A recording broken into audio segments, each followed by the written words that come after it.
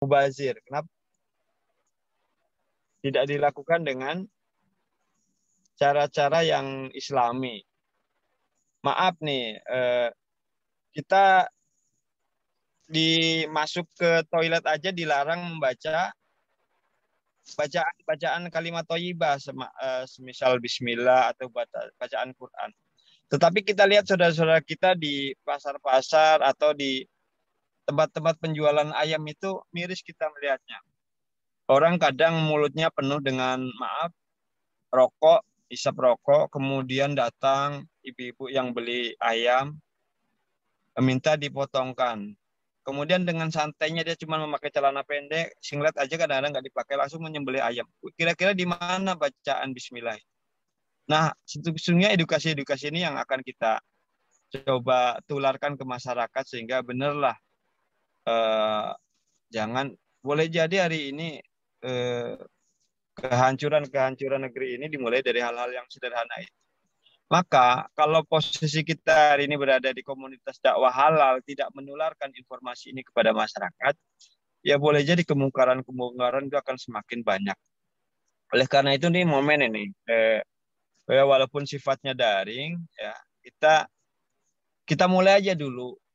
Insya Allah dalam waktu dekat sebelum Idul Adha kita akan hadirkan ini Kang Denis ke Pekanbaru untuk langsung praktek, sehingga bapak-bapak teman-teman yang punya pisau golok yang bagus tidak terus-terusan mengirim goloknya itu ke orang yang ahli. Harapannya kita punya golok, kita punya pisau juga mampu mengasah. Tapi kan kita harus mulai dulu dengan daring ini karena momen. Saya pikir seperti itulah ya, kita akan melakukan praktek-praktek ini. Kalau teman-teman nanya, Pak Rois menggunakan gimana cara batu asah yang dipakainya, maka jawaban saya menggunakan yang sangat tipis sekali. Tipisnya mungkin kayak gini. Ya, Bapak boleh lihat nih ya. Sangat tipis betul, sehingga ketajamannya luar biasa. Ini tipis betul saya menggunakannya. Ini kan tipis nih alatnya. Nah, saya masih kirim ke Kang Denis nih supaya tajam gitu. Jadi saya sendiri ya belum punya kemampuan yang mumpuni, tetapi sebatas untuk ngasah arit biar dipakai bisa untuk ngarit rumput untuk makan kambing. Tetapi kalau untuk praktek untuk nyembelih kambing, insya Allah sudah bisa. Tetapi belum bisa diandalkan lah. Nah, kita harapkan momen hari ini bisa menyemangati kita, kemudian jelang Idul Adha kita akan hadirkan pakar dari Depok atau dari manalah Kang Denis bisa membawa teman sehingga kita betul-betul bisa menyaksikan, kita betul-betul bisa mempraktekkan bahwa sapi, kambing yang kita sembelih nantinya bukan dalam rangka digergaji, tapi betul-betul disembelih. Saya pikir itu aja yang bisa saya sampaikan. Tapi terakhir nih, saya pesan kepada teman-teman, nanti pada praktek menjelang Idul Adha, itu betul-betul kita informasikanlah kepada teman-teman. Jangan pelit, saya bilang. Jangan pelit ilmu, jangan pelit harta. Hanya katakanlah nanti giliran umpamanya ada semacam kontribusi 20-50 ribu. Jangan pelit hanya untuk kita mendapatkan ilmu, sementara akan tidak sebanding dengan manfaat yang kita peroleh. Demikian Pak Efri dan teman-teman, mohon maaf nih masih di dalam mobil dan masih menuju ke tempat sasaran berikutnya. Assalamualaikum warahmatullahi wabarakatuh. Waalaikumsalam warahmatullahi wabarakatuh. Terima kasih Pak Rois ya yang sudah menyapa kita semua di webinar pagi ini. Baik teman-teman sekalian, alhamdulillah jumlah partisipan terus bertambah ya. Kalau dari konfirmasi yang sudah mendaftar, ini lebih kurang 30-an lebih yang sudah bergabung di grup peserta. Ya, kita doakan teman-teman ya, rekan-rekan yang belum bergabung semoga bisa segera bergabung sehingga tidak ketinggalan ini materinya mulai dari awal nanti sampai selesai. Dan ada yang bertanya juga, ada nggak rekaman nanti di webinar ini? Insya Allah ada, ya kita aktifkan recording. Seyogyanya kita juga ingin mencoba tadi malam itu agar bisa live di channel YouTube Tetapi ala kulihal lah ya, ada kendala teknis juga di kita, kawan-kawan tim, nah, sehingga belum bisa kita fasilitasi live di YouTube. Nah, tapi paling tidak mudah-mudahan nanti dengan recording ini juga bisa membantu untuk mengulang-ulang materi ini. Baik, Bapak-Bapak dan rekan-rekan sekalian, sebagaimana tadi yang sudah sedikit oleh Pak Rois. Jadi DSH ini barangkali kita baru mendengar ya, jika ada mungkin belum semuanya. Nah, jadi DSH ini Bapak-Bapak ini singkatan dari dakwah sembelih halal. Ya, dakwah sembelih halal. Ya, dengan tagline-nya masyarakat peduli halal begitu ya. Nah, ini bergerak sebetulnya yang melatar belakangi seperti yang disampaikan tadi, berangkat dari kondisi hari ini ya, begitu banyak masyarakat kita ya diketemukan masih banyak yang memahami cara penyembelihan itu belum sesuai dengan syar'inya. Kemudian bagaimana penerapannya dalam keseharian, baik itu dari konsumsi makanannya dan hal-hal yang lain yang sifatnya teknis berkaitan dengan penyembelihan ini.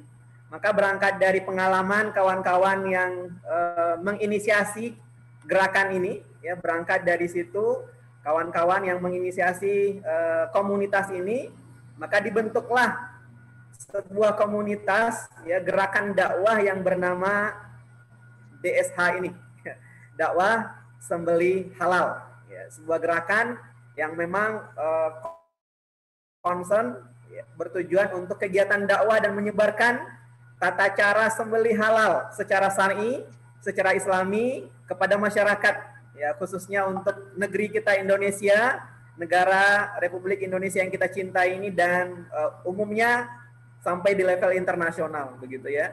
Nah, tadi kondisi-kondisi real sudah disampaikan juga. Nah, berangkat dari situ mudah-mudahan dimulai dari yang kecil ini, Bapak-bapak, saudara-saudara, dimulai dari kita masing-masing, dari keluarga-keluarga kecil kita, dari komunitas kita yang kecil ini, mudah-mudahan kita bisa membantu memberikan edukasi kepada masyarakat berkaitan dengan cara penyembelihan hewan ini dengan Islami. Dan untuk tema kali ini yang kita fokus nanti angkat adalah berkaitan dengan teknik asabilah, gitu ya, teknik asabilah. Dan yang akan mengisi, alhamdulillah ini sudah bersama dengan kita ya instruktur nasional kita ya, praktisi yang sudah mumpuni di bidangnya, yang bergerak di bidang asabilah ini. Saya kira ini tidak diragukan lagi keilmuan beliau di bidang itu, Kang Denis Iskandar ya, Kang Denis Iskandar. Maka langsung saja tidak berlama-lama Bapak-bapak dan saudara-saudara, ya sudah hampir jam 9.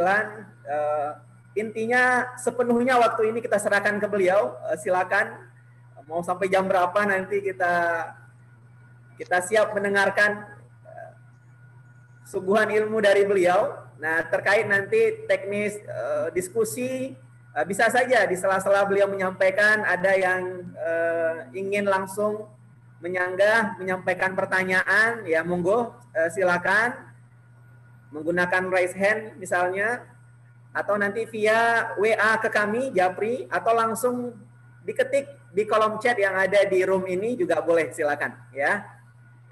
Jadi nanti seiring saja, kita tidak khusus menunggu selesai materi, pertanyaan tidak, ya langsung saja nanti di sela-sela dan disampaikan via chat juga boleh ya.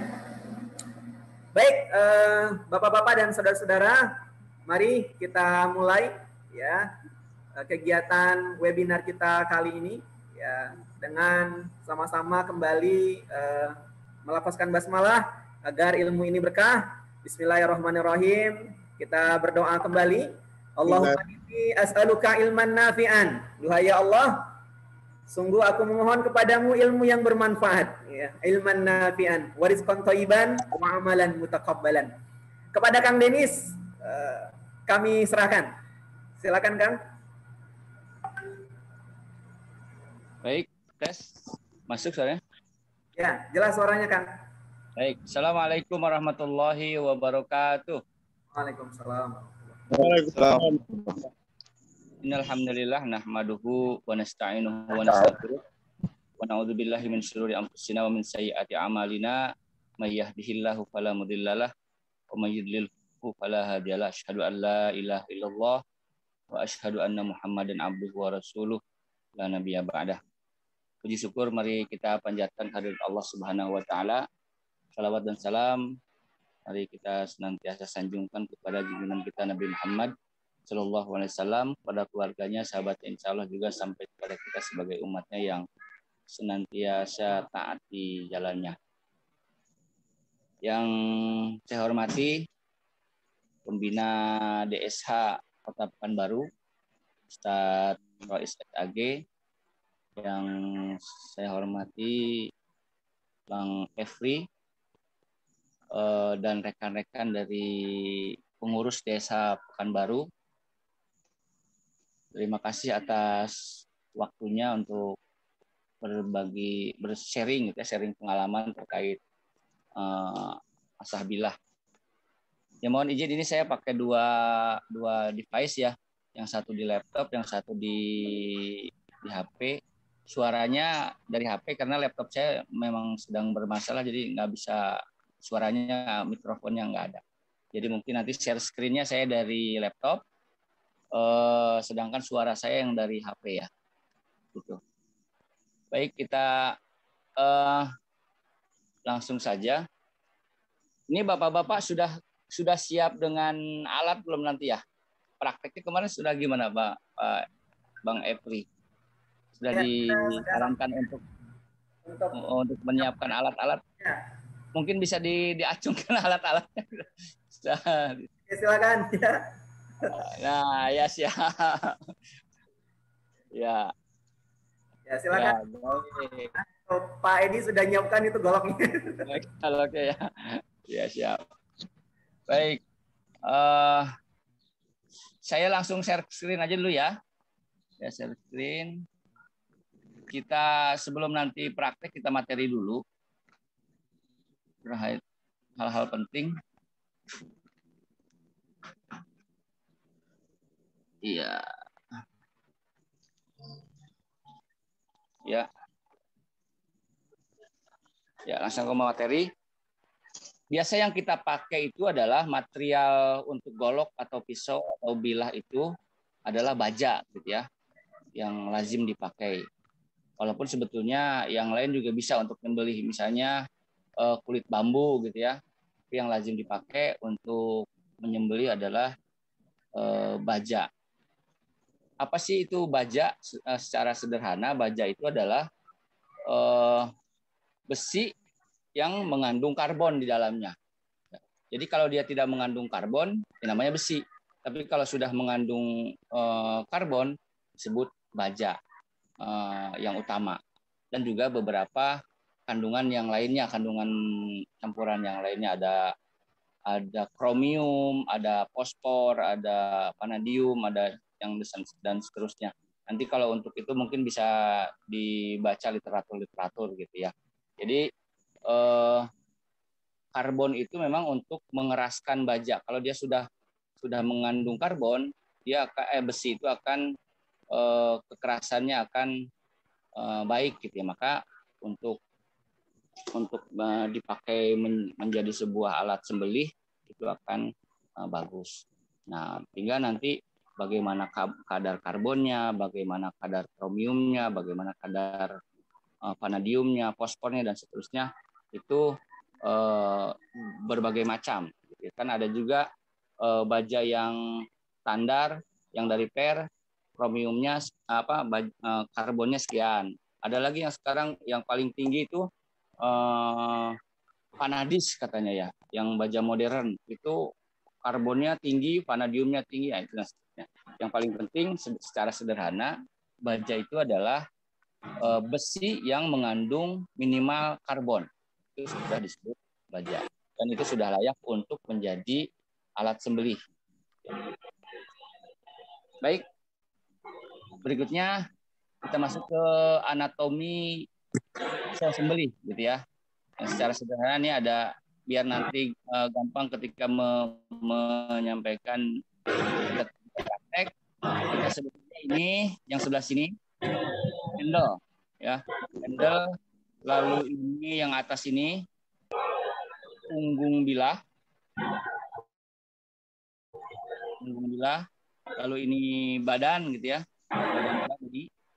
Lalu ini yang sebelah sini itu adalah mata bilah atau edge,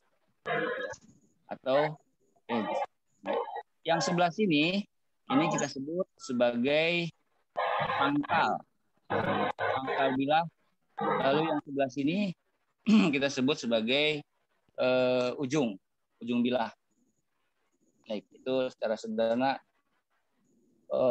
tentang bilah. Baik, sekarang ketika kita mengasah, apa saja sih media yang dipakai untuk mengasah? Gitu ya. Media yang biasa dipakai untuk mengasah itu ada macam-macam ya. Ada pertama batu asah, ya, batu asah seperti ini, ya, batu asah. Nah itu juga batu asah juga ada sangat banyak sekali macamnya, dari yang kasar sampai yang halus, ya. Nah, biasanya digambarkan dengan grid, gitu ya. Contoh ini di saya ada beberapa contoh batu asahan yang paling umum. Ini batu panda yang banyak di material. Lalu ini batu asahan alam nih Wungkal dari Bogor ya, Wungkal. Lalu ini batu asahan yang batu alam juga. Ini yang sudah halus ya, sekitar 5.000 gridnya. Kelihatan nggak?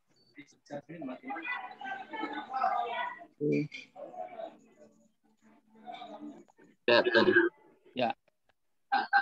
Ya. Ini kelihatan? Belum, Ustaz. Nah, ini kelihatan ya. Ini batu asahan ya, contoh batu asahan. Ya. Ini cap panda seperti ini, yang banyak di material ya. Lalu ini batu asahan yang sudah halus. Apa sih namanya ini? Ya sekitar gridnya 5.000. Ya. Lalu ini ada lagi batu asahan yang Wungkal alam ya, batu gunung dari Bogor. Itu ya, itu batu. Yang berikutnya ada lagi amplas.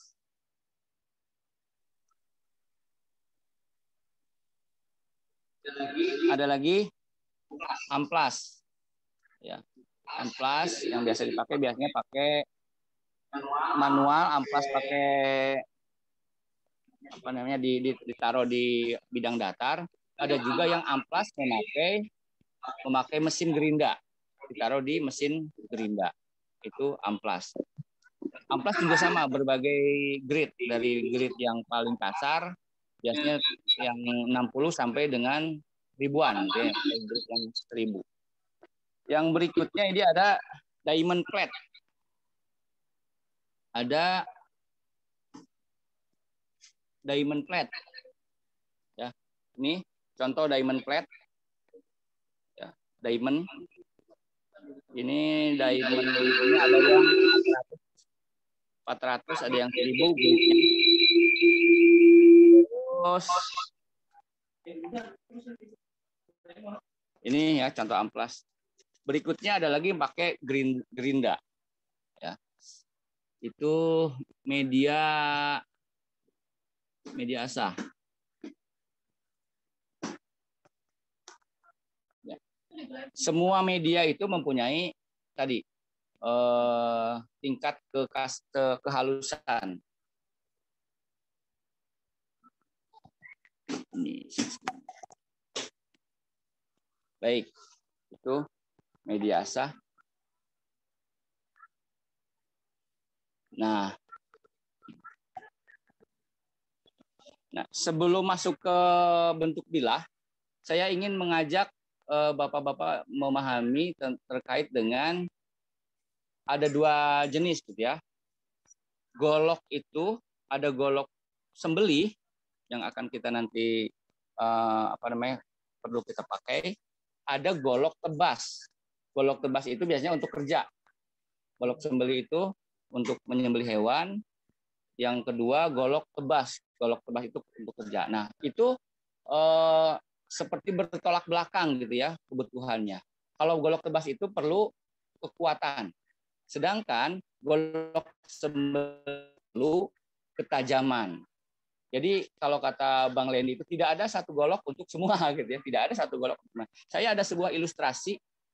Kalau golok tebas kan perlu kekuatan. Golok sembelih perlu ketajaman. Saya ada sebuah ilustrasi ibarat gigi motor. Ya, gigi motor. Gigi motor kan gigi 1, 2, 3 sampai dengan 5. Nah, kalau gigi motor itu gigi 1 itu kuat. Tapi kalau gigi 5 itu kencang. Nah, kencang sama dengan tajam ya. Jadi kalau kita mau nanjak ya perlu kekuatan. Nah, tapi kalau kita untuk ngebut itu perlu kecepatan, artinya sama dengan ketajaman, gitu ya. Jadi kalau kuat otomatis tajam itu juga nggak ada. Jadi ketika kita memilih golok itu perlu dipastikan dulu goloknya buat apa, untuk pekerjaan berat atau tulang, bacok tulang, malah untuk sembelih. Jadi kalau untuk sembelih jangan untuk bacok-bacok tulang, jangan untuk kerja gitu karena dia perlu ketajaman. Dia kekuatannya kurang. Sebaliknya, golok tebas dia kuat tapi ketajaman kurang. Jadi seperti itu ya. Jadi ilustrasinya seperti itu. Baik. Sekarang kita masuk kepada perbedaan antara golok tebas dan golok sembelih tadi. Nah, saya ini ada di share screen di paling kiri ya, pojok sebelah kiri itu golok yang belum diasah. Bentuknya kira-kira seperti ini. Ini kalau dilihat dari depan. Kalau golok dilihat dari depan. Dilihat dari mana ya? Ini kelihatan nggak? Tadi. Ya. Ini saya. Jadi golok kalau dilihat dari tampak depan itu bentuknya seperti ini. Golok. Ini kan golok. Kalau dari sana kelihatan. Nah, bentuknya seperti yang di layar ini, yang di saya share screen. Nah, ini kira-kira yang belum diasah nih, ya. Jadi kalau pandai itu kalau belum diasah seperti ini nih, bawahnya masih bahkan gepeng gitu ya. Kayak semalam Bang Arya itu bawa golok, pas dilihat, wah ini belum diasah sama sekali. Jadi bentuknya seperti ini, ininya lebar, ke bawahnya sudah turun tapi belum bertemu di satu titik. Nah, berikutnya ini golok tebas, ini seperti ini. Golok tebas yang kedua itu turun, lalu dia ada turun langsung di ujung, ya, di ujung, langsung turun di ujung, langsung menukik seperti ini, langsung seperti itu ya. Dari atasnya lurus, baru ke bawah, nukik begitu, bertemu di tengah. Ada juga mungkin nggak langsung kotak seperti ini, tapi lurus dari atas lurus, di bawahnya turunnya begitu gitu ya, melengkung. Itu golok tebas.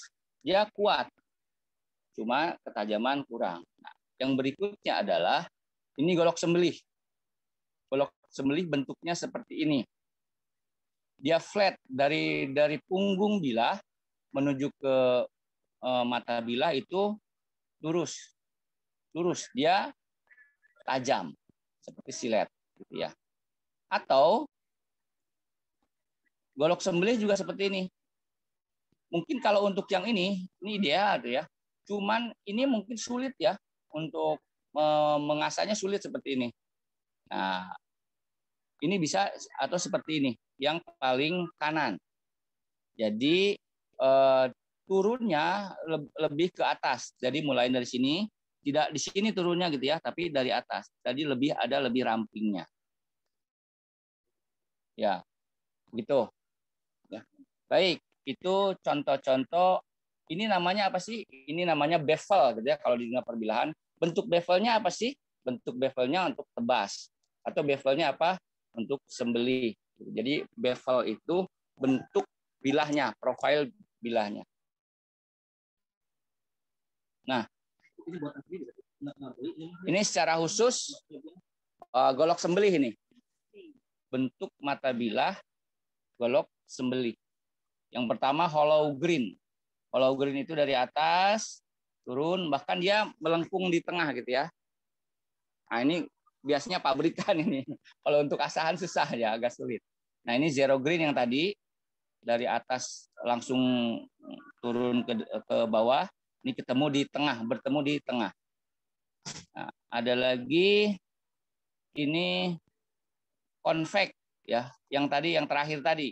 Jadi tidak lurus seperti yang kedua ini, tapi dia turunnya mulai dari tengah gitu ya. Paling tidak dia ramping di tengah.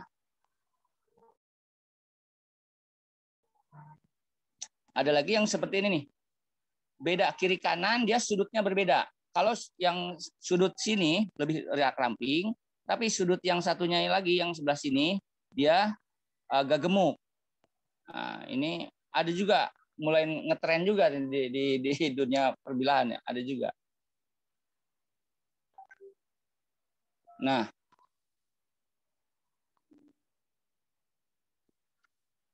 ini reprofiling bilah gitu ya. Reprofiling itu maksudnya mengasah itu sendiri. Jadi ketika kita ingin mengasah, ya mungkin saya ingin menggambarkan mengasah itu kalau dalam salah satu kata mengasah itu apa sih? Mungkin bapak-bapak ada yang tahu ya dalam satu kata mengasah apa Pak? Mengasah itu apa dalam satu kata gitu ya? Menajam. Ada yang tahu Pak? Menajamkan. Ya, menajamkan. Ya. Ada lagi?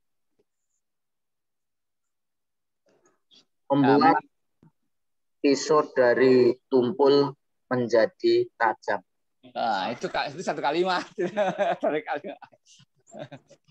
Mengasah itu kalau dalam satu kata itu menggerus, Pak. Menggerus atau mengikis gitu ya. Atau memoles. Ya, jadi menggerus lah ya. Nah, kan tadi ada kalau kita contoh misalnya golok saya mau mengasah. Golok saya yang existing sekarang seperti ini misalnya. Seperti yang kelihatan ya, kursornya kelihatan Pak ya? Bapak-bapak, ini kelihatan nggak kursor saya? Seperti ini nih. Kelihatan Pak. Kelihatan. Nah, golok existing sebelum diasah seperti ini. Nah, berarti kan atau pakai ini. Kelihatan nggak Pak? Nah, golok saya misalnya sebelum diasah seperti ini. Kelihatan Bang Adi? Ya, kelihatan seperti ini. Nah, supaya menjadi ramping, untuk menjadi seperti ini, menjadi golok sembelih, maka harus digerus. Ya, berarti kan digerus nih. Gambar yang kedua kelihatan nih? Gambar kedua, ini kan ada bagian yang saya arsir. Ya kan? Jadi dihilangkan bagian ini. Kelihatan ya? Kelihatan Pak, kelihatan. Nah, berarti dari gemuk ini dinaikkan sudutnya, berarti harus ada yang bagian yang dihilangkan. Diarsir ini berarti dihilangkan. Berarti inilah yang digerus. Inilah yang digerus dengan cara diasah. Nah, seperti itu ya. Jadi teorinya seperti itu kira-kira. Itulah teori bagaimana kita mengasah. Nah, jadi nanti hasilnya akan seperti ini sudutnya. Baik. Nah, ini mengasah dengan cara-cara yang lain gitu ya. Ini pakai mesin, lalu ada lagi pakai belt grinder, pakai BG gitu ya. Kalau yang ini pakai mesin gerinda tangan. Ini memang perlu teknik khusus gitu ya. Kalau pakai mesin itu harus tahu, kita pertama harus tahu bagaimana putarannya mesin, ke arah mana, itu harus sudah pakai latihan lah gitu ya. Karena kalau belum tahu kadang-kadang salah-salah si mata amplasnya itu kena ya. Baik, kita ngomongnya manual aja dulu ya. Nah,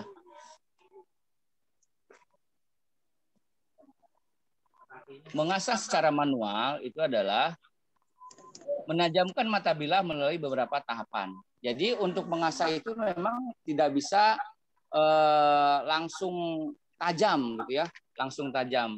Jadi artinya ada proses menggerus dari, apalagi kalau bilahnya itu gemuk sekali, kan harus digerus tuh. Yang tadi yang saya bilang, yang tadi ini harus digerus ya. Nanti setelah digerus, biasanya menggerus itu dengan grit yang kasar.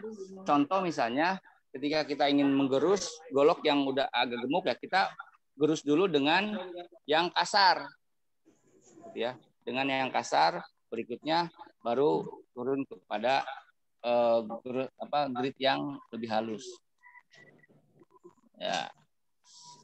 Nah, baik. Berikutnya kita masuk ke bagaimana kita cara mengasah. Berarti kan tadi dari bentuk bevel yang tadi itu, berarti kan harus ada sudut yang kita tentukan.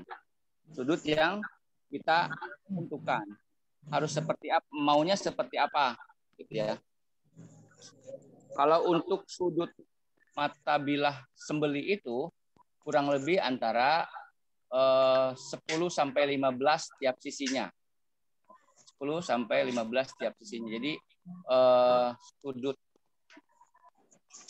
tadi, sudut ini ya, sudut ini itu kemiringannya tadi antara 10 sampai 15. Datang ya Pak Adi? Kelihatan. Nah,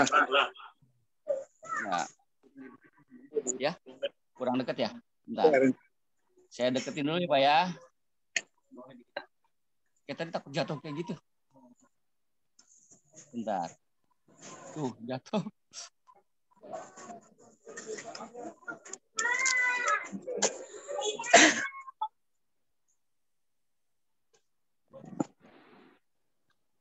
Nah, sebelum kita mengasah, kan kita harus golok existing kita ya. Contoh seperti golok existing ini. Seapa sih dia ketinggian sudutnya? Oke, berarti ini ya share-nya dimatiin dulu ya. Nah, lewat sini ya. Kelihatan ya. Nah, sekarang contoh misalnya saya ingin mengasah golok ini. Idealnya untuk golok sembelih itu, ini kan 0 derajat. Kelihatan? 0 derajat seperti ini. Idealnya golok sembelih itu segini, 15 derajat. Nah, segini. Kelihatan, Pak? Pak, kelihatan, Pak? Kelihatan. Ini kan, kalau ini, nah, gimana ya? Nah, kalau ini kan 90 derajat, segini. Kalau ini 90 derajat, ini berarti ini 45 derajat, ini 25 segini, ya. Jadi 90, 45, 22,5 segini. Ya. Jadi kalau idealnya golok sembelih seperti ini, ya sudutnya. Jadi kalau biar gampang itu kalau ngukur sudut golok sembelih itu, uang logam ditaruh ketika gini, uang logam ditaruh di punggungnya sini. Ini segitulah sudut golok sembelih. Oke, baik. Kalau untuk pemula, apakah ada alat untuk agar sudutnya itu stabil gitu, kayak scrub supaya dia megang terus gitu Pak. Oh gitu ya. Yang Kalau dijual gitu. Oh, yang tadi Pak ada namanya apa ya? Alat untuk contoh seperti ini Pak. Mondok kabeh. Kuliah ning Turki kini mondok. Di bojomu.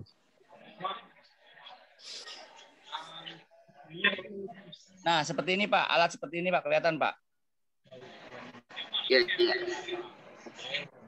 Nah, cuman nanti hasilnya memang tidak flat, dia tetap bevelnya itu turunnya di ujung, ya. Tapi bisa di setel. Oke, kita balik dulu ke tadi. Nah, sekarang kita pengen tahu existing golok kita yang akan disembelih seberapa tinggi gitu ya, seberapa tinggi sudutnya. Caranya seperti apa? Nah, caranya seperti apa? Ini kan 0 derajat nempel ya. Kalau ini berarti depannya masih ngangkat. Ya. Kalau pengen tahu seberapa tinggi golok kita existingnya, kita tekan ininya sampai dia nempel segini. Existingnya golok saya seperti ini, segini. Gitu Pak ya. Segini golok existingnya. Nah sekarang kita mau mengasah sesuai dengan sudut yang ada, atau mau mengasah kita turunkan menjadi golok sembelih. Nah, berarti kalau sesuai dengan sudut yang ada, berarti segini, seperti ini. Ikutin aja itu. Berarti dia langsung mengasah di mata bilah. Ya. Tapi kalau kita ingin mengasah, berarti turunkan sesuai dengan sudut kita, sudut yang kita inginkan. Biarkan ini terangkat, di awal berarti terangkat, gosok terus sampai dia turun bertemu dengan mata bilahnya bertemu dengan media asah. Itu Pak ya? Paham Pak kira-kira Pak? Paham. Ya. Jadi begitu. Jadi berarti ketika kita mengasah seperti ini, mengasah begitu terus ya. Kan kalau di awal berarti ini ngangkat terus ya, ngangkat terus. Terus digerus sampai dia turun bertemu dengan ini, berarti awal-awal yang digerus adalah sebelah sini. Sebelah sini. Gitu ya. Kalau kayak tadi kan begini tuh berarti di sininya itu masih gemuk, Pak. Di sininya masih gemuk. Nah, mengasah adalah menggerus ini. Menggerus ini. Jadi ketika kita mengasah, biarkan dia, kalau sudut kita inginnya segini, biarkan ini mengangkat, pasti mengangkat gitu ya, karena kan aslinya dia segini. Kalau kita ingin sembelih berarti segini. Gerus terus sampai dia lama-lama akan mata bilahnya menempel di batu asah. Begitu Pak ya? Kira-kira. Nah, berarti batu asahnya harus yang rata ya Pak? Ya, betul Pak, harus yang rata. Jadi memang mengasah itu yang paling penting di grid awal, di grid kasar. Di grid kasar karena dia menggerus, membentuk sudut bilah sesuai dengan keinginan kita. Tapi kalau misalnya kita mengasah itu memang tidak ingin membentuk sudut baru, tidak ingin merampingkan golok dengan sudut yang baru, ya sudah ikutin aja. Misalnya ini segini, oh segini nih, ya sudah ikutin aja, langsung kena mata.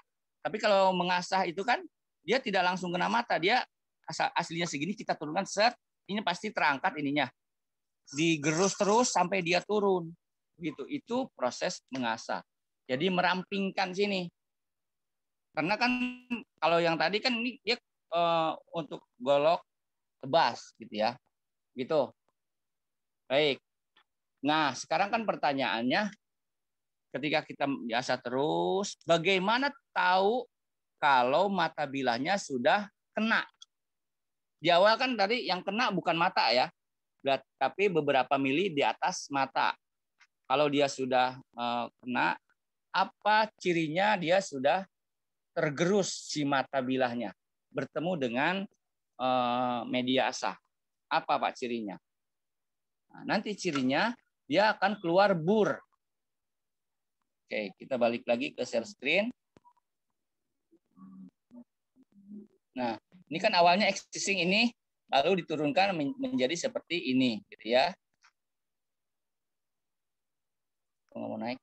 Nah, tanda kalau kita mengasah sudah berhasil kena mata bilahnya sudah kena, maka akan keluar bur. Ya, maka akan keluar bur. Bur itu seperti ini nih. Nah, bagaimana caranya? Nah, sekarang saya akan praktek mengasah pisau ini. Ya. Pisau ini kan sudutnya ada, bevelnya ada, ini ya, kelihatan ya? Ya, bevelnya ada seperti tadi, gemuk di sini. Nah, saya akan rampingkan, akan turunkan sudutnya.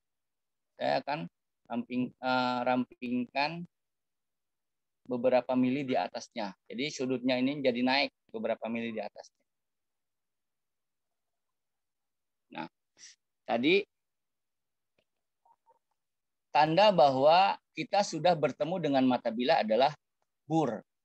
Nah, ada yang boleh langsung praktek juga, silakan langsung praktek yang bawa goloknya. Nah, jadi kita bicara terkait dengan persiapan gitu ya. Persiapan bagi apa aja sih yang perlu disiapin ketika kita mengasah? Pertama batu asah, golok, terus yang enak sih dingklik seperti ini ya, dingklik seperti ini. Nah, dingklik seperti ini ya. Tuh. Yang penting dia nggak gerak-gerak gitu ya. Nah. Oh gitu. Oh gitu. Oke. Nah, pas ya. Nah, lalu ini biasanya mentok ini yang bagus mah. Kalau bahkan ada yang sudah dijual-jual itu yang sudah ada setelannya gitu ya. Terus ada lagi ini semprotan ya. Semprotan air atau bahkan ininya di atas ember gitu ya. Ada juga yang di atas ember. Jadi di airnya tinggal disiramkan aja. Ininya ada beberapa batu asahan itu harus direndam dulu supaya dia basah. Kenapa harus pakai air? Karena ketika menggesek kan pasti ada panas di bilah. Nah, supaya tidak panas, kalau dia panas, oper panasnya gitu, maka dia akan mengurangi kekuatan bilah itu sendiri. Jadi bisa mentah lagi lah gitu ya, sepuhannya bisa mengurangi kekerasan bilah itu sendiri. Makanya harus selalu dibasahi. Baik, apalagi golok, asahan, lap lah biasanya gitu ya. Baik, ada yang mau langsung praktek? Mau tanya, Kang? Silakan kalau ada yang tanya langsung aja. Assalamualaikum warahmatullahi wabarakatuh. Waalaikumsalam. Mau nanya terkait dengan bahan dari bilah kita ini. Ada kawan-kawan menyarankan bahan itu dari batang sinso. Oh iya. Apakah itu sudah memenuhi syarat untuk sebagai pisau sembelih, Kang? Bisa diasah maksimal gitu. Nah, itu aja dulu, Kang. Makasih. Oh iya. Nah tadi kan baja yang biasa dipakai di perbilahan itu ada limbah, ya, ada baja yang memang diproduksi. Nah, limbah itu banyak tuh. Ada yang umum ada ada dari Barsenso, mata gergaji, ada kikir, ada lagi perdeman ya, Pelderman, pel mobil, paper macam-macam. Ada juga baja yang memang dipabrikan. Baja modern, kita biasanya panggilnya baja modern. Kalau baja modern relatif terukur lah gitu ya. Kandungannya, kromiumnya berapa, karbonnya berapa, vanadiumnya berapa, itu relatif terukur. Sehingga nanti main harga, ya gitulah. Tapi kalau untuk Barsenso itu bagus, insya Allah bagus untuk sembelih. Ya, jadi bisa diasah dengan maksimal. Oh, gitu. Ada lagi klaher itu termasuk 5 juga laher. Bearing Pak ya, bearing. Itu Pak. Iya, iya. Oke. Kebetulan kita punya dari Barsenso. Bagus Pak itu Pak. Oh iya. Oke. Sekarang, nah ini kayaknya sudah. Tadi sudah saya bahas. Batu ini ya, amplas, diamond plate.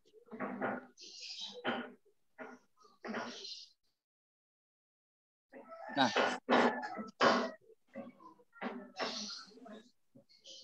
ada lagi Pak yang ditanyakan Pak, silakan Pak. Sebelum kita ke praktek kali ya. Tanya Pak, Monggo. untuk apa namanya pengasahan itu enaknya tuh pakai air atau WD atau minyak itu Pak, lebih efektifnya gitu. Ya baik. Oh nanti ada di sini. Nanti ada di sini. Jadi untuk mengasah antara air dengan minyak itu ada kekurangan dan kelebihannya sebetulnya. Ada kekurangan dan kelebihannya. Kalau untuk di grid kasar itu sebaiknya pakai air. Kenapa? Karena air itu bagus ketika mengikis bagus, gitu ya. Batu asahan juga bersih.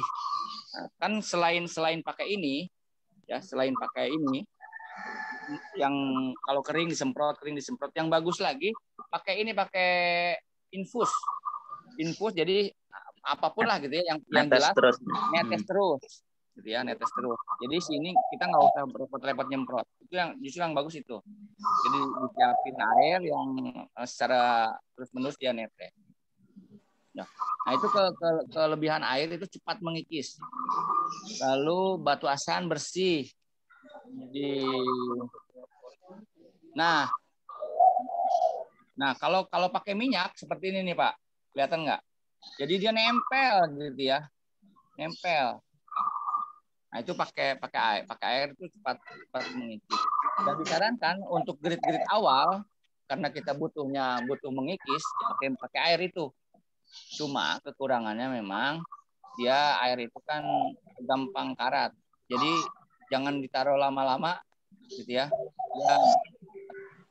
Nah, kalau perbandingannya kalau pakai minyak tadi karena dia menutup badan bila itu, menutup pori-pori. Iya. Makanya ketika minyak itu disarankan ketika grid sudah mulai grid finishing halus. Nah, itu ya Pak ya. Siap. Oke, baik. Bicara terkait dengan bur tadi ya. Kita kan saya langsung saja mengasah ya. Ini belum lupa.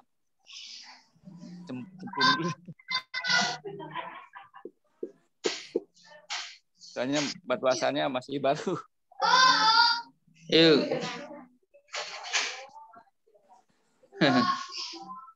Tutup.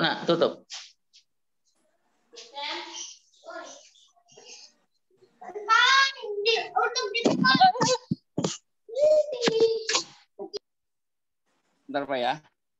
Kita lagi di. Nah, kita langsung praktek saja. Ini existing-nya segini, kelihatan nggak? Ini existing sudut pisau saya seperti ini. Nah, saya ingin menaikkan menjadi sudutnya lebih kecil, gitu ya, seperti ini. Menurunkan. Nah, bagaimana sih kalau yang pemula itu biasanya kan namanya mengasah itu butuh konsistensi sudut. Ya, itu sangat penting, Pak. Itu di bold, di italic gitu ya, di garis bawah gitu ya. Garis bawah ditebalkan, dimiringkan gitu ya tulisannya. Jadi konsistensi sudut.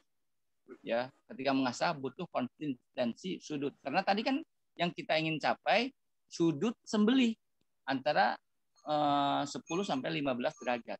Jadi kalau tidak konsisten malah jadi tadi ada orang yang ngasah nggak tajam-tajam karena dia nggak kena mata bilahnya, tapi yang kena terus aja bodinya.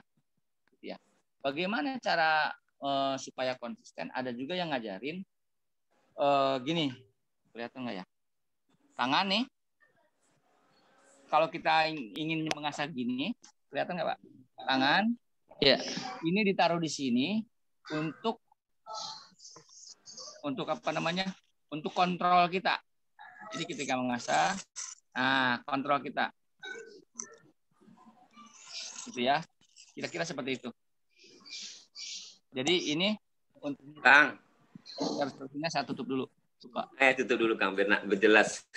Nah, betul-betul. Ya. Tangan nih, tangan. Tangan posisi di sini. punggung. Posisi punggung di sini. Jadi ketika mengasah itu sebagai kontrol tangan kita tuh. Tuh, seperti itu. Oh. Ya. Itu memang kalau pemula sering bermasalahnya di situ. Nggak konsisten. Begini gitu ya. Itu. Nah, makanya memang butuh banyak latihan. Saya juga di awal seperti itu. Ya. Jadi kontrol itu selain di sini, kalau saya mungkin udah di sini kontrolnya. Kontrolnya udah di sini pakai piling gitu ya. Gitu. Baik. Tadi mana yang mau saya asah? Ini ya. Ini existing segini. Saya akan turunkan segini ya.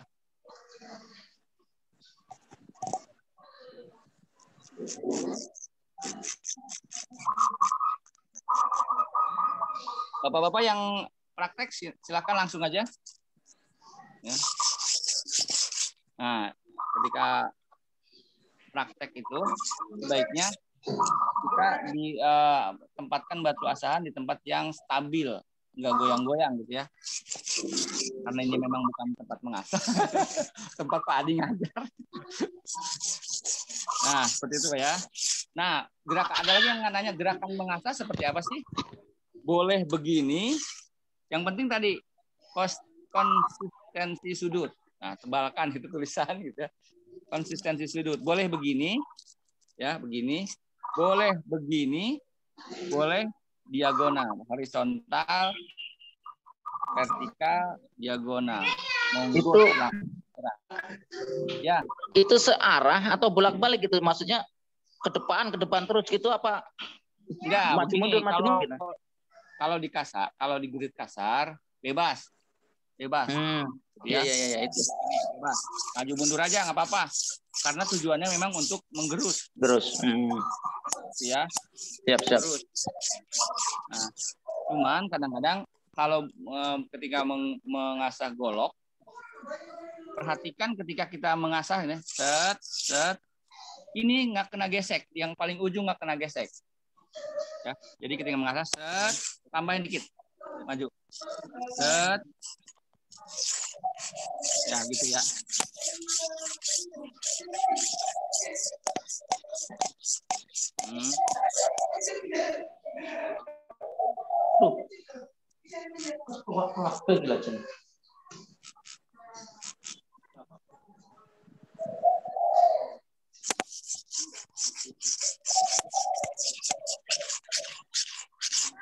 Seperti itu.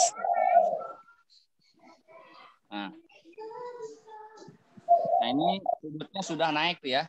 Sudutnya sudah naik. Tadi kan cuma berapa 1 mili. Sekarang sudutnya sudah naik. Ini kan yang penting sudah ditangkap ya. Maksudnya sudah ditangkap. Jadi yang tadinya sudutnya itu tinggi, sekarang sudah dirampingkan, berarti sudutnya lebih turun. Jadi kalau sudutnya sudah naik berarti otomatis yang tadinya seperti ini jadi seperti ini. Gitu Pak ya? Iya. Nah, tadi bur, terkait dengan bur. Bagaimana kita pastikan bahwa kita sudah mengasah mata bilahnya, bukan mengasah di atas mata bilah.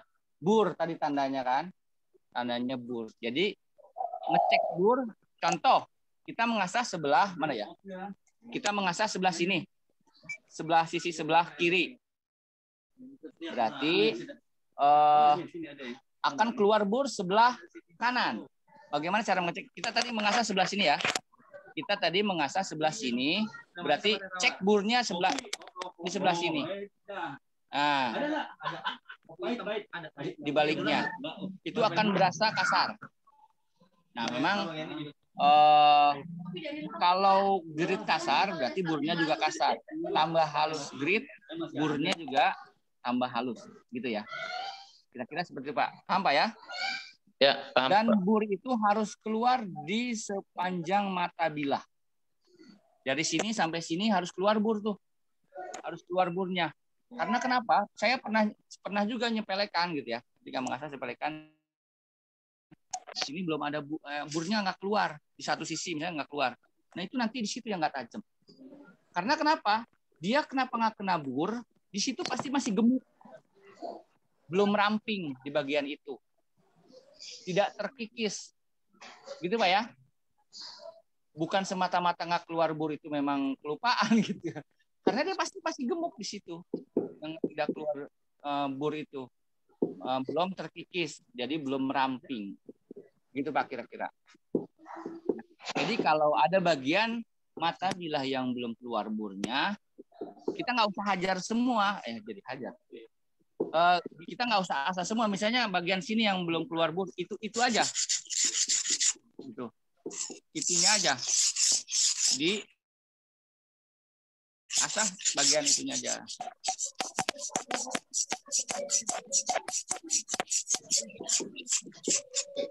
Sekarang ini itunya. Nah, baik. Itu berikutnya adalah kalau mata bilah sudah keluar semua burnya, maka kita sudah mengasah sebelah sini, maka balik. Baru kita boleh balik. Ya, gitu Pak. Baru kita boleh balik. Tadi misalnya kita ngasah sebelah kiri. Sudah diperiksa burnya sudah keluar sepanjang mata bilah. Oke, sudah bagus berarti. Maka balik. Itu perlu diperhatikan justru di awal. Itu yang paling penting di awal. Karena kita membentuk sudut. Kalau kesananya relatif lebih cepat. Ya. Karena itu akan lebih lama. Di awal itu pasti lebih lama. Karena kita mengikis tadi, membentuk mata bilahnya, sudutnya. Gitu. Jadi jangan sepelekan, ini burnya belum keluar nih. Lanjut capek gitu ya. Nah itu biasanya di situlah yang nanti nggak tajamnya. Tuh. Ya baik. Sekarang kita anggap sudah keluar nih semua burnya. Dari pangkal sampai ujung sudah keluar burnya. Nah berarti kita boleh balik. Tapi belum. Nah.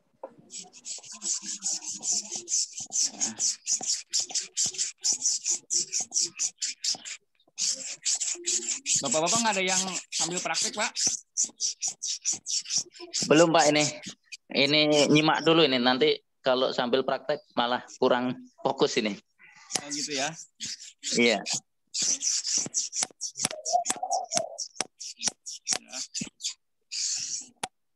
Oke. Cara ngeceknya sebelahnya. Nah, itu cara ngecek bur itu. Nah, cara ngecek bur di tangan didorong ke atas. Nah, berasa tuh. Nah, seperti itu. Kelihatan nggak Pak? Nah, begini. Kelihatan Pak ya? Saya ngecek burnya gini. Tuh, gitu. Tuh. Dia kayak bergerigi gitu ya Pak? Iya, Kang, ya? Iya, kasar. Nah, ini udah semua ada di sini, belum ada burnya nih. Nah, sebentar, di sini ada belum keluar.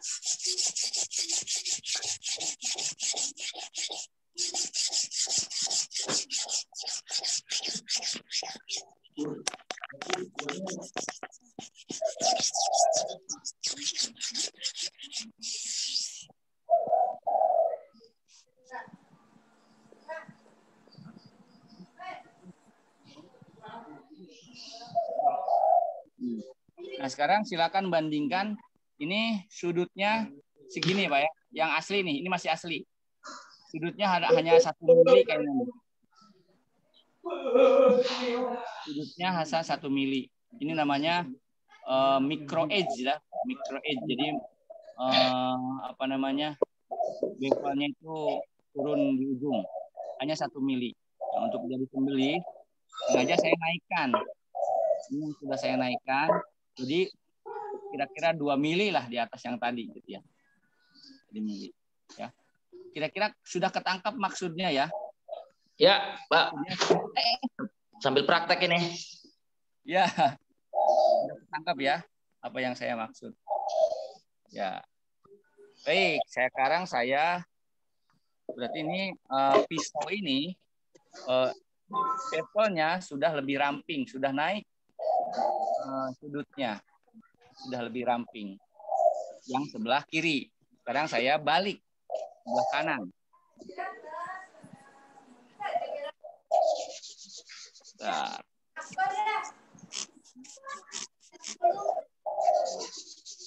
Sekarang saya balik.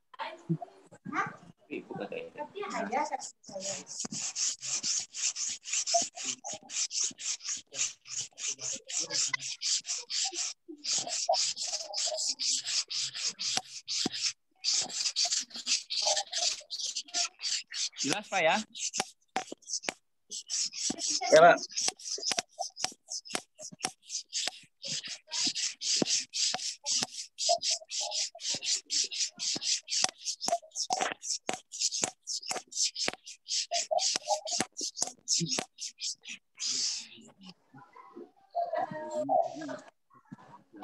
Panda tuh empuk banget ya.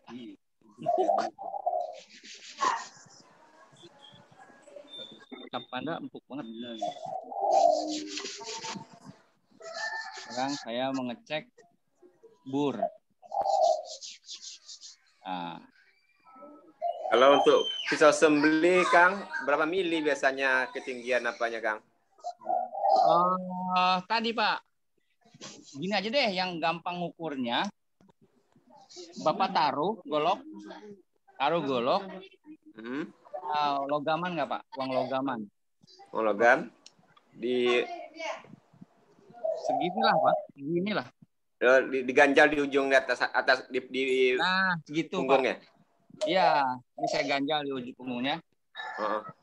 Segitu kira-kira Pak. Oh, gitu tinggiannya apanya? Gitu ketinggiannya. Gitu. Atau diturunin lagi mungkin bisa. Tapi ketika ngasah ya uangnya ya jangan ditaruh. Oh iya. Gitulah. Iya di ujungnya jangan dibawa di sini, dibawa di sini tinggi Pak. Tapi di ujung, taruh di ujung, taruh di sini. Tuh. Kelihatan nggak ya?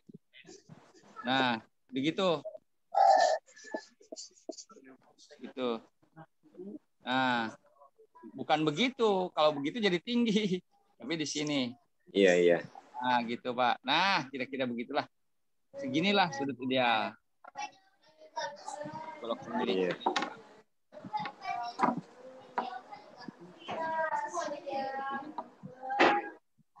Baik. Oke. Ini sudah keluar burnya semua punya saya nih. Sudah keluar. Wah, yang sini belum nih. Yang ujung sini belum.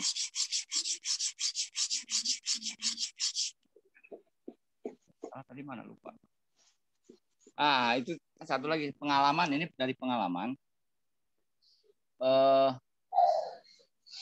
Biasakan mengasah, misalnya kalau kita terbiasa mengasah sebelah kanan dulu terus. Ya. Kalau sebelah kiri terus. Karena kadang-kadang begini, tadi saya mengasah belah mana ya? Kadang-kadang gitu Pak. Jadi berantakan semua asahan kita. Gitu ya. Kira-kira seperti itu.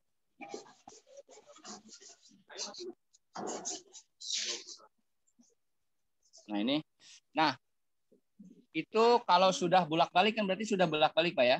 Sudah bolak-balik, kiri sudah diasah keluar bur, lalu kita balik sebelahnya, diasah lagi keluar bur lagi sepanjang mata bilah. Maka kalau sudah begitu, itu di grid kasar, naikkan gridnya. Ya, setelah kalau sudah seperti itu, naikkanlah gridnya. Pertama kan misalnya kanan, sudah keluar mata bur seluruh bilah. Balik sebelah kiri sudah keluar mata bor seluruh mata bilah. Oke, biarkan aja. Lalu kita naikkan grid berikutnya. Rumusnya adalah naikkan grid itu 2 kali lipat.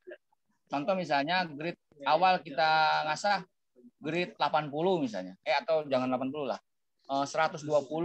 Berarti yang berikutnya kalau sudah seperti tadi keluar grid kiri kanan, maka kita grid berikutnya 240. Tadi prosesnya sama. Jadi keluar grid bur di kiri kanan, baru kita naik lagi ke 480 atau 500. Kalau sudah keluar lagi seperti tadi, prosesnya dari awal seperti tadi, naikkan lagi menjadi 1000, naikkan lagi berikutnya. Seperti itu Pak kira-kira. Ya, jadi jangan langsung loncat, gitu ya. Kalau langsung loncat dari grid 120 mau ke 1000, ya bisa aja sih, cuman ya dari pagi sampai sore gitu. Jadi lama gitu Pak ya. Gitu. Jadi sebetulnya kalau sudah rata, sudah sudutnya sudah bagus di grid kasar, itu akan cepat pengasahannya. Yang penting pertama tadi ditebalkan tulisannya, di garis miring konsistensi sudut. Gitu, Pak, Maaf ya? Kang. Monggo ada yang ditanyakan silakan. Maksudnya grid itu kekasaran apa ya? Batu asah ya Kang ya? Betul, grid itu maksudnya tadi kasar halusnya. Lebih Ya kan lebih kasar, lebih kecil ukurannya lebih kasar. Misalnya yang paling kasar itu amplas, setahu saya yang suka saya pakai 80 itu kasar. Oh, paling kasar ya.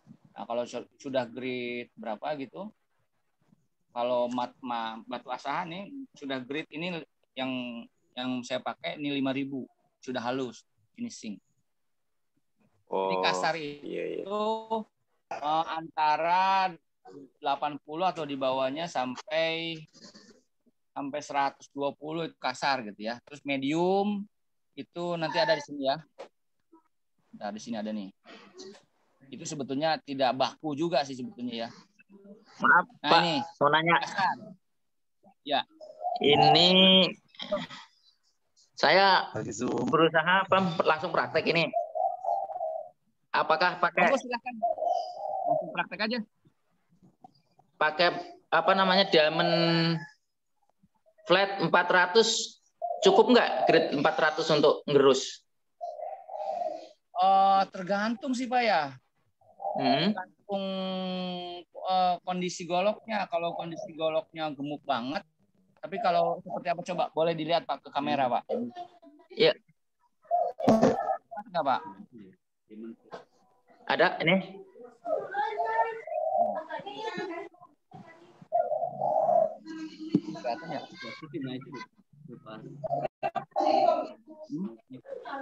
Ini burnya belum keluar dari tadi, susah juga.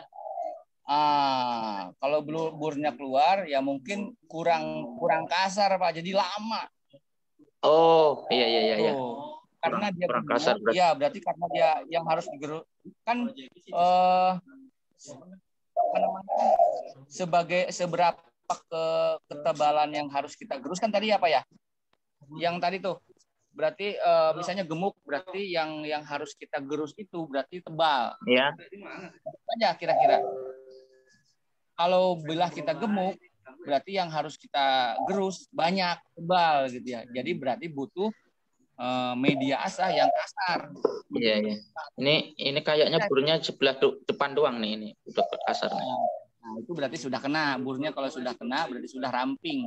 Yang belum keluar bur itu masih gemuk. Oh iya. Itu kuncinya seperti itulah ya. Siap. Nah, ini ada grid ya, grid terkait grid. Kasar itu 300 ke bawah lah gitu, ke kasar tuh. Itu 300, 400, halus itu seperti ini. Meskipun ini sebetulnya nggak baku juga lah ya. Kalau untuk ini, untuk ukuran. Baik. Nah, itu untuk body menggerus tadi ya, yang di atas edge itu mata bilah gitu ya. Nah, sekarang ini apa Pak, kira-kira paham nggak apa nih Pak? Halus. Hasil. salah ngetik hasil asahan.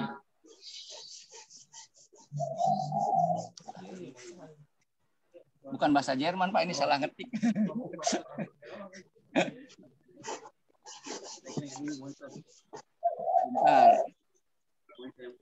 Nah, itu Pak, hasil grid pada mata bilah.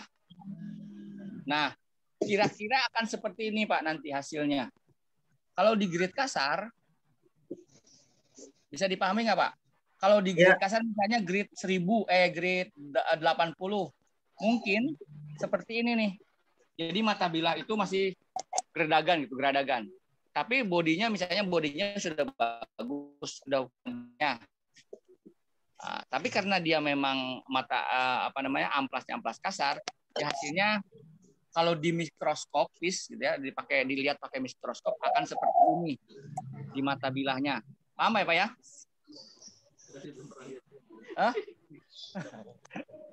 Oke, berikutnya misalnya kita naik, Bang Adam pernah bikin loh, pakai mikroskop, dilihat kira-kira seperti ini.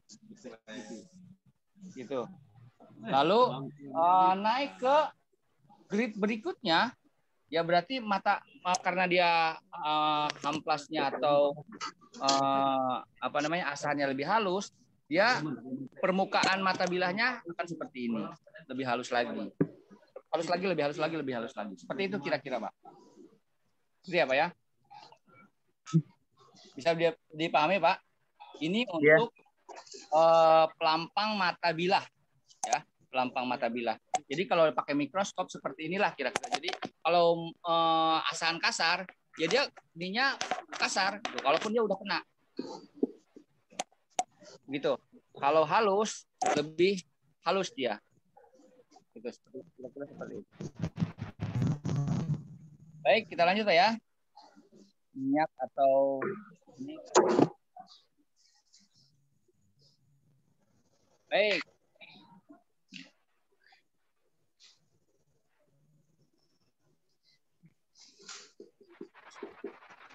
Ada yang ingin ditanyakan, Pak? Monggo silakan.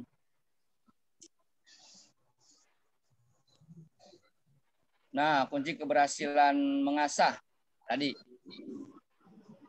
Konsistensi ketika mengasah, Pak. Konsistensi sudut.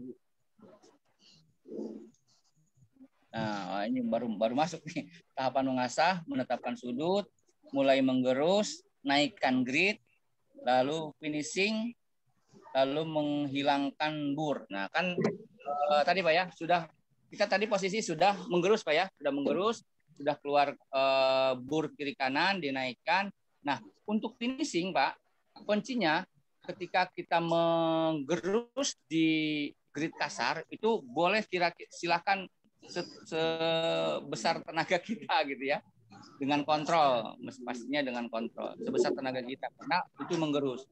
Lebih halus asahan kita itu lebih tekanan kita terhadap bilah itu jangan disamakan. Lebih halus ya tekanannya juga lebih kecil. Apalagi nanti di finishing itu bahkan mungkin tidak ditekan. Di grade 5.000 misalnya. Tidak ditekan dan kalau bisa satu arah. Gitu, set gitu ya. Yang penting maju seperti ini.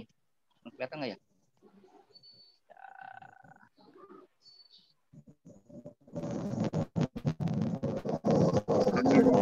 Yang penting seperti ini. Terus banget. Nah, set gitu ya. Set. gitu ya. Seperti itu kira-kira. Jadi kalau udah grit halus, itu tekanan juga dikurangi. Tekanan terhadap bilah juga dikurangi.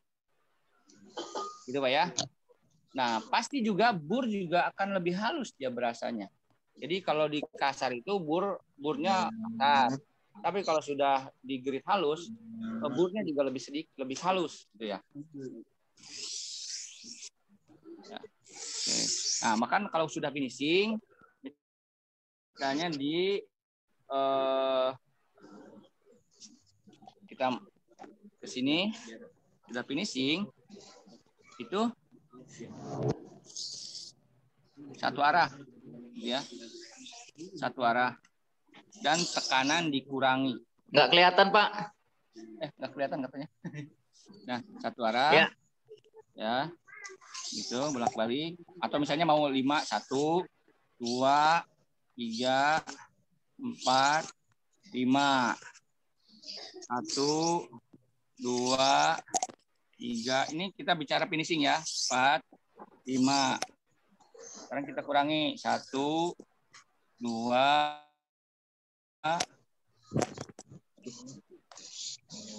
3, 1, 2, 3, 1, 2, 1, 2, terakhir 1, 1. Tekanan jangan lupa tekanan dikurangi. Bahkan mungkin mengandalkan bobot bilah ya. Jangan ditekan sama sekali. Ya, seperti itu. Nah, sudutnya itu, sama seperti yang awal tadi ya Kang ya. Sudutnya harus sama, Pak. Konsisten ya. Konsisten. Ya, harus konsisten. Nah, kan mungkin masih ada bur ya, masih ada bur. Nah, bur terakhir ada namanya stropping kulit, menghilangkan bur di stropping kulit atau di lepis. Sudah banyak sekarang dijual, Pak. Sama stropping juga sudutnya kurang lebih seperti mungkin bisa naik dikit. Coba. Nah, kalau stropping itu mundur, Pak, seperti ini. Ini stropping ya. Stropping itu mundur. Jangan maju. Kalau maju dia habis stroppingnya. Mundur. Sudutnya kurang lebih seperti tadi. Tujuannya membuang bur ya, Pak. Ya, membuang bur. Ini tujuannya membuang bur. Iya, iya. Burnya kan tadi biarin aja, Pak. Kalau tadi ketika kita mengasah itu biarin aja burnya bolak-balik nggak apa-apa.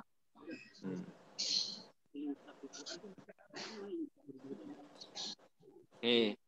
Sudah, burnya sudah hilang. Gitu, Pak. Kurang lebih seperti itu. Untuk mengetahui itu sudah maksimal tajamnya, kita tes kemana, Kang? Nah, oke, baik.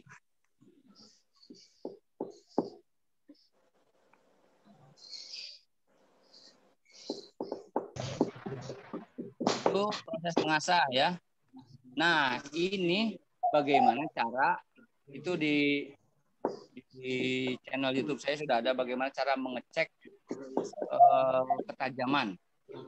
Ketajaman bilah yang paling umum dan sesuai dengan SKKNI itu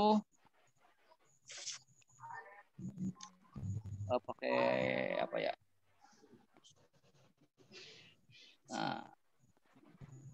Nah, paling umum adalah dengan yang kita bicara dengan standar OS. Ini premium nih punya Pak Adi, mantap nih. Dijual nggak Pak Adi? Kolekdol katanya. Nah, kita bicara standar SKKNI, standar kompetensi kerja nasional Indonesia. Nah, SKKNI pegang polio, ya, pegang polio, lalu tebas bagian yang satunya. Itu standar SKKNI. Kalau begitu sudah tajam. Nah, lalu bagaimana cara mengecek? Kan kita harus tahu dari golok kita, dari pangkal sampai ujung harus tajam semua kan, Pak ya? Harus tajam semua, jangan di sini tajam, di sini enggak. Gitu ya. Nah, caranya adalah cara ngeceknya dari ujung sampai ujung dijalankan begini, pelan-pelan. Nanti kalau masih ada yang nggak tajam, microchipping, Nyangkut ya. Gempal halus. Ini berasa nih, gitu. Kalau ini mah enggak. Ini melancar. Ini baru diasah. Ini baru diasah. Kalau ada microchipping atau gompal halus, dia akan berasa di tangan. Nah, ini enggak. Itu Pak ya. Itu satu. Ada lagi yang puskat. Puskat itu dilipat-lipat gitu. Nah, ini lebih tinggi lagi nih ketajamannya, butuh ketajaman yang lebih tinggi. Puskat itu.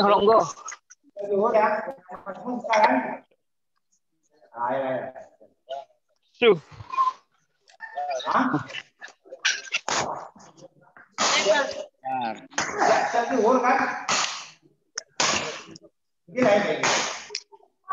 Kayak kerong. Kita mau nih. Oh. Nah, puskatnya seperti ini. Puskat. Tekan gitu ya. Memotong dengan hanya ditekan, tidak di slice. Kan? Cuma ditekan saja. Mana yuk? Ya.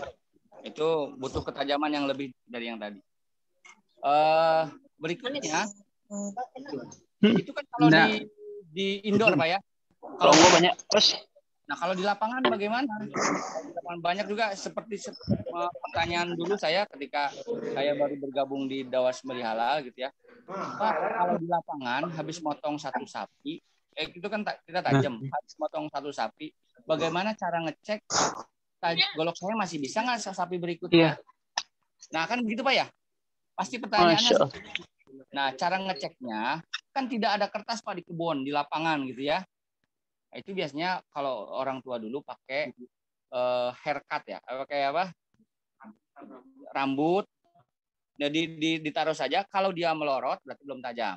Kalau sudah tajam dia nyangkut. Atau kuku seperti ini. Kuku ditaruh begini Pak, ditaruh. Kalau dia sudah nyangkut berarti ambles ke dalam kuku, berarti dia sudah tajam. Kalau dia melorot begitu berarti nggak tajam. Kecuali melorotnya kukunya ke bawah. Ya, seperti itu. Itu cara ngecek, oh berarti sudah tajam. Atau biasanya di bulu kaki misalnya, bulu kaki, cara ngecek bulu kaki di gini, ya bulu kakinya ke bawah, bulu kakinya sudah nggak ada, habis. Bulu kaki sudah nggak ada. Seperti itu Pak. Jadi di bulu, di kuku, karena di lapangan nggak ada kertas Pak, gitu ya. Nah, ada lagi yang sekarang lagi rame mungkin slice tisu gitu ya, slice tisu. Ya, plastik atau tisu ya boleh-boleh saja, itu sudah di atas standar ya, standar di atas. Cuman saya mungkin ini pribadi saya hati-hati juga dengan ketika kita terbiasa dengan slice tisu misalnya. Ada sedikit dalam tanda petik bahayanya gitu ya.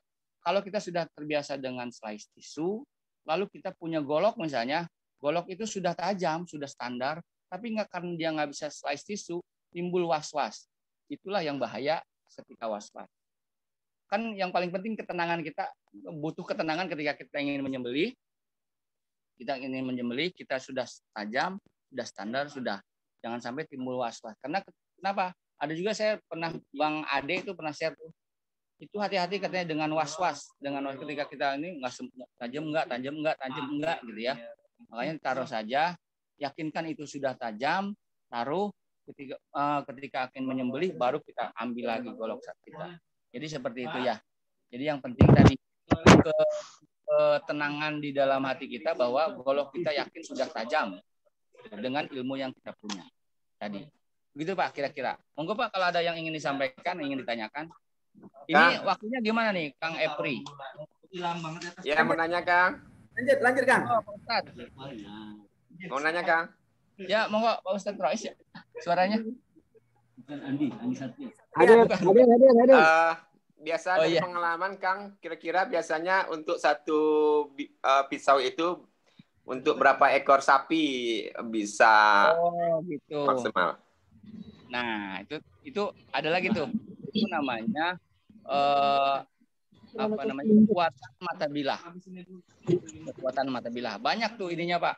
Banyak komponennya, banyak yang mempengaruhi. Pertama dari bilahnya itu sendiri.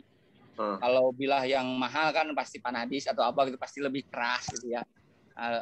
Kedua dari cara memotong, si jagalnya itu sendiri memotong, gitu Pak. Dan juga dari bentuk mata bilahnya, edge-nya, dari bentuk apakah dia sangat sekali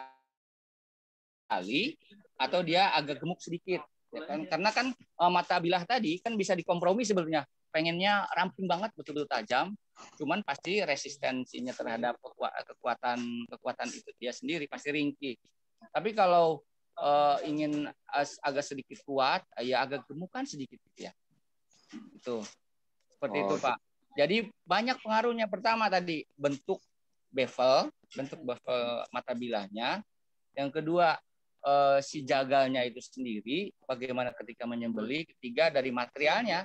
Materialnya kalau material yang mahal ya, yang karbonnya tinggi atau vanadiumnya tinggi pasti lebih kuat. Yang saya maksud dengan bagaimana jagalnya ketika menyembelih adalah saya pernah melihat jagal itu ketika menyembelih ya, ketika menyembelih gini, padahal dia sudah kena tulang masih ditekan gitu ya. Padahal itu tidak perlu. Nah, itu membuat si mata bilah itu keeping lah gitu ya. Gitu Pak, kira-kira. Jadi nggak bisa, wah kuat 5, kuat ini. Saya kalau ada yang nanya gitu, saya nggak langsung jawab buat berapa ya gitu. Iya. Kuat 5 padahal jagalnya gimana itu. Kira-kira gitu. Iya, makasih Ustaz. Pak di sini juga ramai nih Pak. Disapa teman-teman di Depok nih, DSH Depok Pak.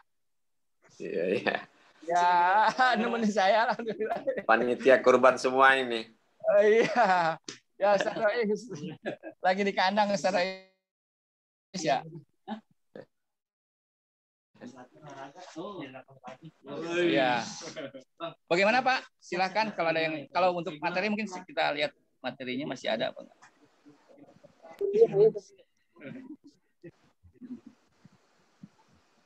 Mana perawatan ya? Ini perawatan ini belum nih Pak, lupa saya nih.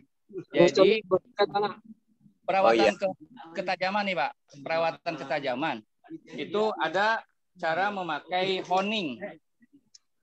Ada yang sudah tahu sebelumnya Pak ini namanya apa? Honing. Atau sharpening. Honing atau sharpening ya. Kalau honing itu halus, kalau sharpening agak kasar. Kalau di pasar itu kristal biasanya disebutnya. Ini fungsinya adalah bukan untuk mengasah, Pak. Bukan untuk mengasah.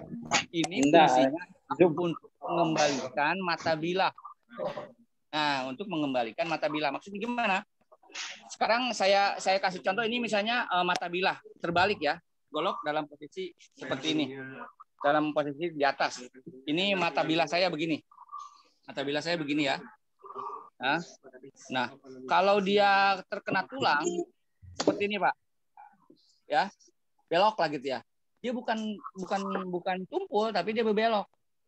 Nah, maka inilah fungsinya honing atau sharpening. Dia dibalikin lagi seperti ini. Oh. Jadi mengembalikan posisinya. Ke posisinya. Nah, gimana caranya? Nah, caranya nih. Sudutnya, Pak, tetap sudut seperti tadi. Nah, sudutnya sama. Sama seperti ketika mengasah. Golok kita sudutnya seperti apa? Ikutin aja. Gitu. Karena kan kita nggak mengasah. Kalau mengoning ya ada pertama yang paling umum ya begini ya. Kiri, kanan. Kiri, kanan. Nah, cara memegang honing itu hati-hati. Hati-hati. Taruh tangan kita di belakang dia nih, ada safety-nya. Jangan di sini. Kalau di sini ya namanya membacok tangan sendiri gitu ya. Itu pertama. Taruh di sini. Ini harus memang golok sudah tajam yang tadi berbelok karena kena tulang atau seterusnya. Nah, caranya sudutnya sudut sesuai dengan sudut eksistensi dia, existing dia. Kiri, kanan, kiri, kanan. Itu cara pertama. Atau yang kalau belum terbiasa, bisa dengan begini, Pak. Agak turunin dikit, Pak. Gini, sudutnya sama persis. Ya, caranya. Ini masalah teknis saja. Bisa begini, kiri, kanan. Kiri, kanan. Atau ada lagi gimana ya? Ada lagi.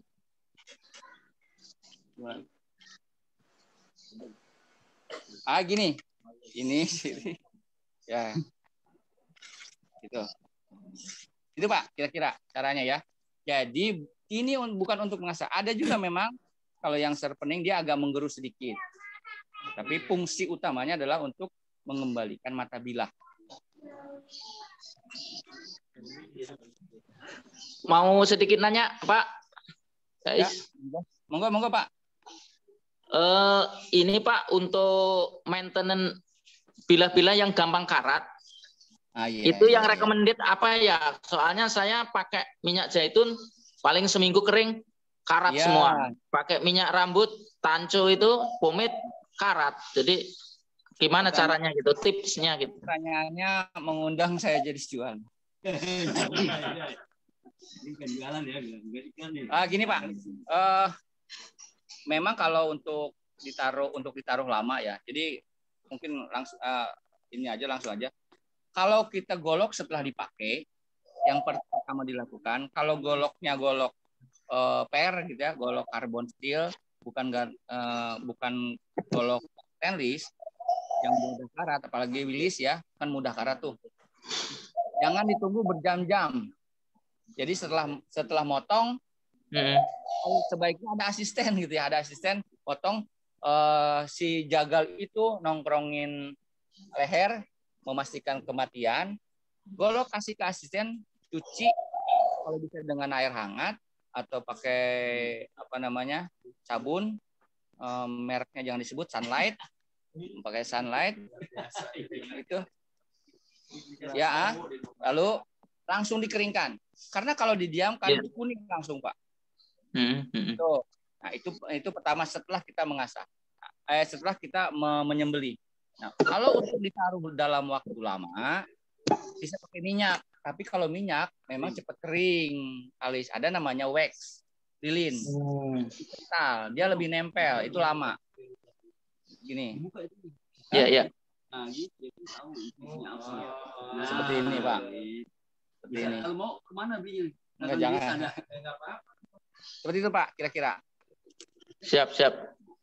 Ya. Terima kasih. Saya sementara cukup, Pak.